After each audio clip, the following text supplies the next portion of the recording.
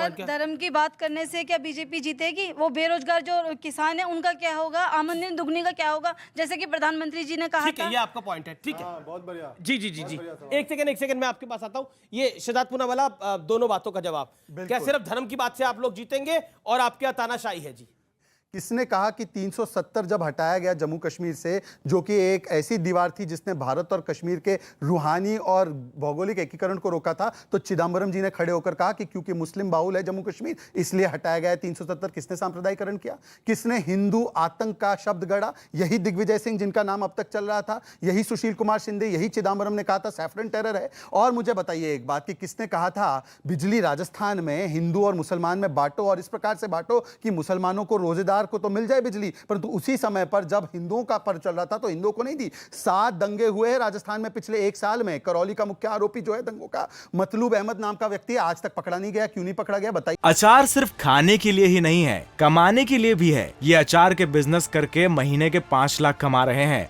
आपको भी ये करना है तो फ्रीडम ऐप को अभी डाउनलोड कीजिए। और जिस पार्टी का इतिहास और चरित्र रहा हो, 84 का दंगा जिसमें सज्जन कुमार को पूरा प्रोटेक्शन मिला, बड़ा पेड़ गिरता है तो धरती हिलती है, ये कहने वाली पार्टी जिसने हाशिमपुरा, भागलपुर, मीरठ, मलियाना, मुंबई, अहमदाबाद, जलगांव, ये सारे दंगे दिए। और मुंबई के दंगों में किसको दोष देते थे? ये तो हमारे भाई महाराष्ट्र से उद्धव ठाकरे के पिताजी को, उद्धव ठाकरे के पिताजी और उसकी पार्टी को देते थे। आज उनके साथ गले मिल गए। इनका एक अलायंस है उद्धव सेना के साथ, दूसरा अलायंस है आईएसएफ के साथ जो कहता है 50 करोड़ हिंदुओं को मर जाना चाहिए, और तीसरा अलायंस है आईयूएमएल के साथ, मुस्लिम लीग के साथ, जिसने इस देश को खंड खंड करने में अपना योगदान दिया। और ये कहते हैं हम सांप्रदायिकता करते हैं। बताइए मुझे कौन सी बात? हाँ, मैंने कहा एक चीज, हमने कहा तुष्टिकरण नहीं होगा, इसीलिए 80 करोड़ लोगों को राशन मिलता है ना, तो मोहम्मद को भी मिलता है, मोहित को भी मिलता है। परंतु इनकी सोच ऐसी है, इनकी सोच ऐसी है कि जब ये बांटते हैं तो देश को इस प्रकार से बांटते हैं। अब बताइए कि किससे मिले? जॉर्ज पुनैया से, भारत जोड़ो में। कौन है जॉर्ज पुनैया? जो कहता है मैं भारत माता पर जूते चप्पल इसके पहन कर चलता हूं क्योंकि उससे मुझे बीमारी मिल जाएगी।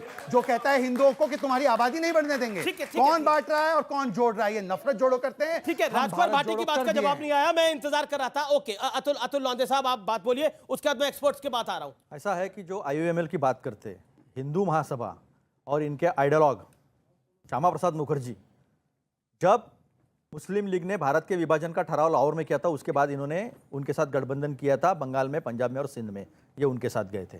जब सुभाष चंद्र बोस आजाद हिंद सेना लड़ रही थी बाहर, तो उनके खिलाफ लोगों ने ब्रिटिश आर्मी में शामिल होना चाहिए, ये सावरकर जी बोल रहे थे। 1942 में आरएसएस कहती है कि इनके साथ मत लड़ो। इनके आरएसएस के जो आइडियोलॉग है गुरु गोलवलकर जी, उनकी किताब है पंच ऑफ थॉट, विचार नवनीत, उसके पहले पन्ने पे लिखा है प्रीफेस में कि इस देश के 3 दुश्मन हैं, मुस्लिम, कम्युनिस्ट और क्रिश्चियन। इनके इसमें लिखा है। अभी मैं बताता हूं, जब मैंने कश्मीर का बोला नहीं था, मुझे मालूम था कि ये होगा नहीं।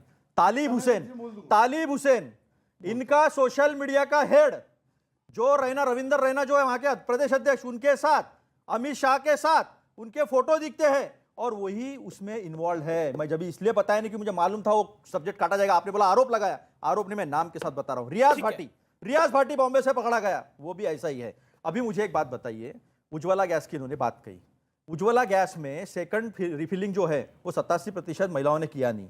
और पहले जो रॉकेल मिलता था 5 लीटर, वो रॉकेल उज्ज्वला मिल रहा है इसलिए बंद कर दिया गया है। और हमारे वक्त 410 का जो सिलेंडर था वो अभी 1120 हो गया हमारे नागपुर में। सर, मैं आम आदमी प्रवक्ता से कहना चाहता हूं और पूछना चाहता हूं, आप इस देश में एक नैरेटिव सेट कर रहे हैं कि मोदी जी का विकल्प सिर्फ केजरीवाल दे सकता है, जबकि मोदी जी ने अपने एजेंडों में सभी वायदों को पूरा किया।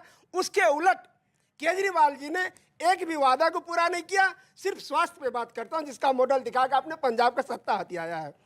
मोदी जी ने 8 एम्स से बढ़ा के कोरोना काल में इसका जवाब मिला है, 22 एम्स किया, जिसका परिणाम कोरोना में दिखा कि देश की जनता को संभालने में। जबकि केजरीवाल जी 700 अस्पतालों का वादा करके एक मोहल्ला क्लिनिक बना दिया। और मैं चैलेंज करता हूं और आमंत्रित करता हूं केजरीवाल जी के टीम को कि आइए और मोहल्ला क्लिनिक का दयनीय हालत दिखाता हूं। क्योंकि कई बार डिबेट में आप लोग जोर शोर से बोलते हैं कि वहां स्कूल बना दिया, वहां स्कूल बना दिए।